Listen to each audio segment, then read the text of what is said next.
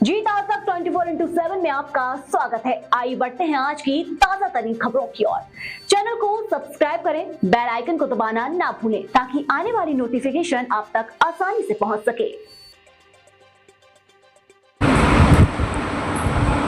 Cabinet में हुई फैसलों की मंत्री कैलाश विजयवर्गीय ने दी जानकारी। कैबिनेट की शुरुआत ऑपरेशन सिंदूर की सफलता की बात के साथ हुई। 5 मई को गेहूं उपार्जन का काम हुआ पूरा। 77.74 लाख मैट्रिक टन गेहूं का उपार्जन किया गया है। 18,842 करोड़ की राशि का भुगतान किया है और महाराष्ट्र मध्य प्रदेश के ज्योतिर्लिंग का एक साथ लोग दर्शन कर सके, इसलिए योजना बना दी गई है और महाराष्ट्र के साथ मध्य प्रदेश का व्यापार बढ़ाया जाएगा। एमपी महाराष्ट्र में कृष्ण पाथ्य के डेवलप किया जाएगा। लोकमाता अहिल्या के साथ डेवलप किया जाएगा। महाराष्ट्र के सीएम ने तापी मेगा रिचार्ज का उद्घाटन किया। संस्कृति विरासत को संभालना है। सभी ज्योतिर्लिंग एक धार्मिक सर्किट बने आएंगे और ऐसी योजना बनेगी जहां सभी धार्मिक स्थानों नहीं जा सके। भगवान कृष्ण ने महाराष्ट्र से जहाँ कृष्ण लीला हुई, असुरों के खिलाफ जागृति की थी, वहाँ डेवलप होगा और नाथ परंपरा को सभी जगह डेवलप किया जाएगा। देवी अहिल्या के 300वीं जयंती इंदौर में कैबिनेट करेंगे और वहीं महाराष्ट्र में वहाँ की सरकार अपनी कैबिनेट देवी अहिल्या का स्थान करेगी। भारत सरकार का यह प्रोजेक्ट है जिसमें 14 मई को बेंगलोर में कार्यक्रम होंगे। 10-12 पास को मिलेगा रोजगार। 20 मई को इंदौर में कैबिनेट की मीटिंग होगी। ऐसे अनेक फैसले लिए गए हैं। आज कैबिनेट में डॉक्टर मोहन यादव जी की अध्यक्षता में जो कैबिनेट संपन्न हुई, तो सबसे पहले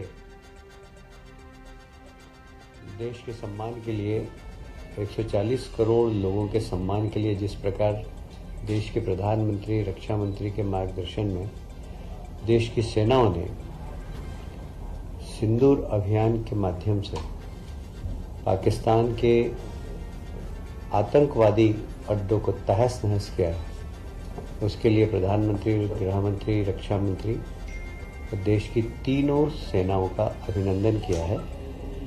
और कल प्रधानमंत्री जी के उद्बोधन के बाद एक बात बहुत स्पष्ट हो गई है कि यह स्थगित है। अगर पाकिस्तान फिर से हरकत करेगा तो हमारी सेना तैयार है और इसलिए सभी ने माननीय प्रधानमंत्री का अभिनंदन किया है। प्रदेश में गेहूं उपार्जन का काम 5 मई को सभी 3,475 केंद्रों पर समाप्त हो गया है और लगभग इस अवधि में 9 लाख किसानों ने फसल विक्रय का कुल पंजीकरण करने के बाद 77.74 लाख मैट्रिक टन गेहूं का उपार्जन किया गया। इसका भंडारण हो चुका है और बाकी भी जहां जहां निर्देश दिए गए कहीं बाहर गेहूं हो तो उसका भंडारण करके वर्षा से कैसे हम गेहूं को बचा सके इसकी चिंता करें। इस पूरे उपार्जन के अंदर जो राशि खर्च हुई है वो 18,842 करोड़ का भुगतान किया गया है। बचा हुआ कुल 18 करोड़ का भुगतान है, वो भी हम जल्दी कर देंगे। अभी आपको मालूम ही होगा, महाराष्ट्र के मुख्यमंत्री जी आए थे और मुख्यमंत्री जी ने ताप्ती बेसिन मेगा रिचार्ज परियोजना का तो उद्घाटन किया है, पर दोनों प्रदेशों की सांस्कृतिक विरासत को, जो प्रधानमंत्री जी हमेशा कहते हैं कि विकास के साथ विरासत को भी हमें संभालना है, तो दोनों माननीय मुख्यमंत्री जी ने बैठकर महाराष्ट्र और मध्य प्रदेश के जो ज्योतिर्लिंग है, महेश्वर, ओंकारेश्वर, गणेश्वर, भीमा शंकर, इन सब का एक सर्किट बना है और वह एक धार्मिक सर्किट जो कि इन सभी ज्योतिर्लिंगों पर लोग एक साथ जा सके, इस प्रकार की योजना बनाने का निर्णय लिया है। साथ ही महाराष्ट्र में के साथ रोजगार, व्यापार, सांस्कृतिक संबंध और इसको ऐतिहासिक दस्तावेज को एकत्रित करना। महाराष्ट्र में भी कृष्ण पाठिका, मध्य प्रदेश में हम लोग भगवान कृष्ण ने जहाँ जहाँ अपनी लीला की है उस सभी स्थानों को हम डेवलप कर रहे हैं। जैसे महाराष्ट्र में भी वे सब स्थान जहाँ पर कि भगवान कृष्ण ने अपनी लीला के माध्यम से उस समय में असुरों के खिलाफ एक अच्छी अपनी संघर्ष की प्रवृत्ति समाज के अंदर जागृत की थी, उन सब स्थानों को एक बार फिर से महाराष्ट्र भी डेवलप करेगा। जैसे भगवान दत्तात्रेय, नाथ परंपरा, भ्रथरी, इनका संबंध मालवा निमाड़ से भी है, ऐसे नाथ परंपरा का महाराष्ट्र, हिमाचल प्रदेश, मध्य प्रदेश, इनसे बड़ा संबंध रहा है। तो इन सब को डेवलप करना, लोक माता अहिल्याबाई का जन्म महाराष्ट्र का ही है, उनके स्थान को भी डेवलप करना। और मुझे कहते हुए बहुत प्रसन्नता है कि जिस प्रकार हमने इंदौर में मां साहब के 300 वर्ष पूरे होने पर कैबिनेट करने का निर्णय लिया है, उसी प्रकार महाराष्ट्र की सरकार भी पुणे के पास मां अहिल्याबाई का जन्म स्थान है, वहां कैबिनेट करेंगे। तो एक अच्छा मां अहिल्या के प्रति ट्रिब्यूट है महाराष्ट्र सरकार का भी। साथ ही आपको स्मरण होगा कि देवी अहिल्या माता ने उस समय रोजगार की चिंता की थी। उस समय महेश्वर की साड़ी, बुनकर, हस्तकरघा, इसको प्रमोशन किया था। तो हमारी सरकार और महाराष्ट्र की सरकार भी इस दिशा में जहां आवश्यकता होगी तो संयुक्त रूप से भी काम करेगी। ऐसे ही महाराष्ट्र के जो वीर हैं, बाजीराव पेशवा, होलकर शिंदे, ये सब इनका हमारा और इनका काफी संबंध रहा है। तात्या टोपे, रानी लक्ष्मीबाई, अप्पाजी भोसले, ये सब महान लोगों के ऐतिहासिक दस्तावेज को हम संकलन करेंगे और उसको डिजिटाइजेशन करेंगे। मोडी लिपि जो करीब करीब आजकल लोग पढ़ने वाले बहुत, इंदौर में तो मेरा ख्याल है 2-4 ही बचे हैं मोडी लिपि को पढ़ने वाले और समझने वाले। इसकी लिपि को सुरक्षित करना और इसके भी विद्यार्थी तैयार करना, इस दिशा में भी हम काम करेंगे। माता अहिल्या देवी के पूरे जीवन पर सांस्कृतिक, धार्मिक, प्रशासनिक जो योगदान है उनका, उसके ऊपर नृत्य नाटिका, film, light and sound projection, mapping इत्यादि का काम महाराष्ट्र सरकार भी करेगी और हम भी करेंगे।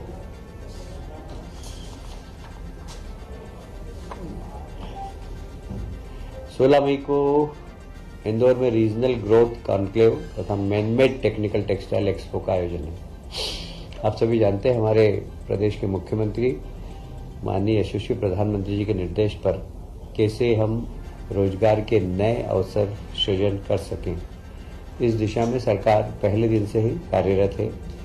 मैं उसको दोहराऊंगा नहीं कि मध्य प्रदेश में जितने भी इन्वेस्टर मीट हुई है, GIS हुई है, उसके बाद से भी लगातार यह काम चालू है। अभी उसके बाद भोपाल की GIS के बाद इंदौर में भी IT कॉन्क्लेव हुई थी और उसमें भी निवेश करने के लिए हमने लोगों को प्रोत्साहित किया है। अब 16 मई को इंदौर में एक regional growth conclave Marriott hotel में होगी, जिसमें मैनमेड टेक्सटाइल के क्षेत्र में काम करने वाले, क्योंकि टेक्सटाइल एक ऐसा क्षेत्र है जहाँ रोजगार की सर्वाधिक संभावना रहती है और वो भी ऐसे लोगों को रोजगार मिलता है जो अशिक्षित हैं, 12th पास हैं, 10th पास हैं। उनको थोड़ा सा उनका स्किल डेवलपमेंट करके इस क्षेत्र में रोजगार के बहुत अवसर मिलते हैं। इसका नाम क्या है? इसका नाम क्या है? Regional growth conclave. 14 मई को बेंगलोर में एक रोड शो है, वहीं पर भारत अर्थ मूवर्स लिमिटेड परियोजना, ये भारत सरकार का एक संस्थान है।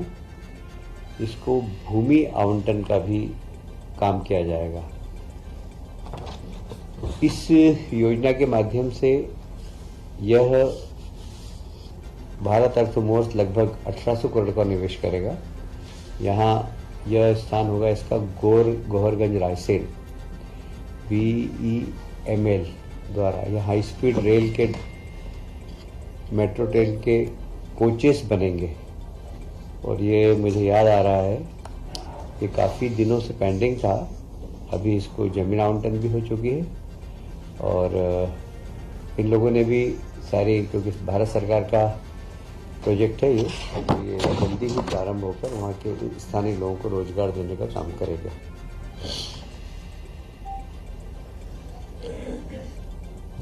20 मई को इंदौर में, जैसे मैंने कहा कि हम लोग कैबिनेट की मीटिंग कर रहे हैं राजवाड़े पर, क्योंकि एक ऐतिहासिक स्थल है मध्य प्रदेश का, मालवा का राजवाड़ा। वहाँ पर हम विजन 2047 इसके ऊपर भी मंत्रिमंडल के सामने इसका प्रस्तुतिकरण होगा और लगभग ये 3-4 घंटे का प्रस्तुतिकरण है, जिसमें माननीय मंत्रीगण अपनी सलाह देंगे। तो ये 20 तारीख को इंदौर में संपन्न होने वाला है। खेलो इंडिया यूथ गेम 2025 में मध्य प्रदेश का बहुत शानदार प्रदर्शन रहा है। 4 से 15 मई खेलो इंडिया गेम्स, जिसमें मध्य प्रदेश ने 9 स्वर्ण और 5 रजत पदक, 10 कांस्य पदक जीतकर देश में 6ठा स्थान प्राप्त किया है। मुझे कहते हुए प्रसन्नता है कि पिछले 10 वर्षों में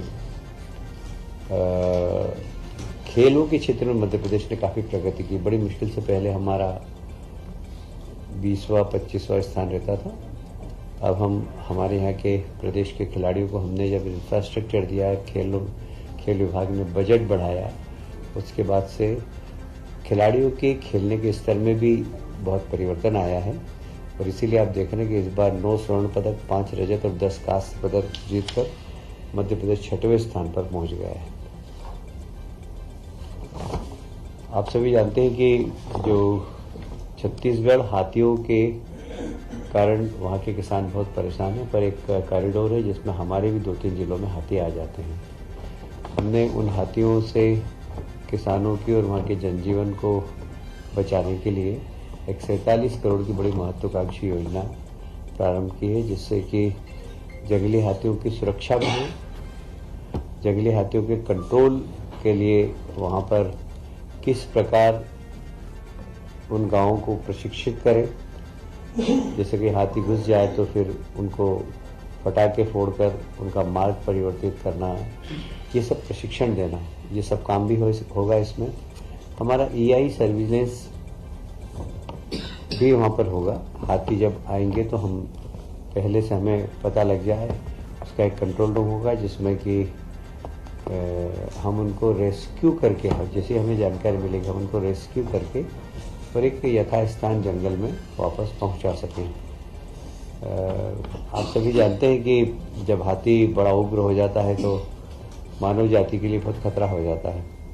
तो उग्र भी नहीं हो, इसके लिए बहुत ज़रूरी है कि वहाँ के ग्रामीणों को प्रशिक्षण देना कि जानवर को उत्तेजित नहीं करना, ये बहुत ज़्यादा ज़रूरी होता है। नहीं तो जब गांव में घुसता है तो अज्ञानतावश वो उत्तेजित कर देते हैं और उत्तेजित जानवर पे बहुत नुकसान पहुंचा देता है। और इसलिए उस वहाँ के लोगों को प्रशिक्षण करना और वहाँ पर एक रैपिड एक्शन टीम तैयार करना, जहाँ जहाँ स्थान है उन सब स्थानों पर निगरानी रखना, उनकी ट्रैकिंग करना, पेट्रोलिंग, ये सब व्यवस्था की जाएगी। और इसमें लगभग 47 करोड़ रुपए का बजट का प्रावधान है।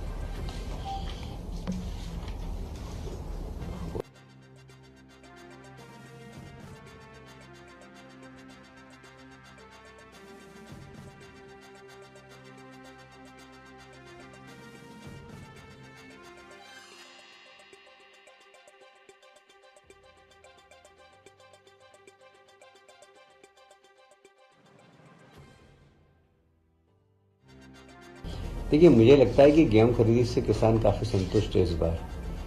उसका कारण है कि बाजार रेट में और हम जब खरीद रहे हैं उस रेट में बहुत ज़्यादा अंतर नहीं है। अब गेहूं का रेट बढ़ गया है बल्कि बाजार में, इसलिए किसानों को बहुत ज़्यादा सरकार को बेचने में रुचि अब कम रह गई है। इसलिए मेरी जानकारी के अनुसार मेरे क्षेत्र के अंदर जहाँ जहाँ का प्रभारी वहाँ तो कोई शिकायत नहीं है, पर अगर ऐसी कोई शिकायत होगी तो हम उसके ऊपर भले विचार करेंगे, पर हमारे पास ऐसी कोई शिकायत नहीं है।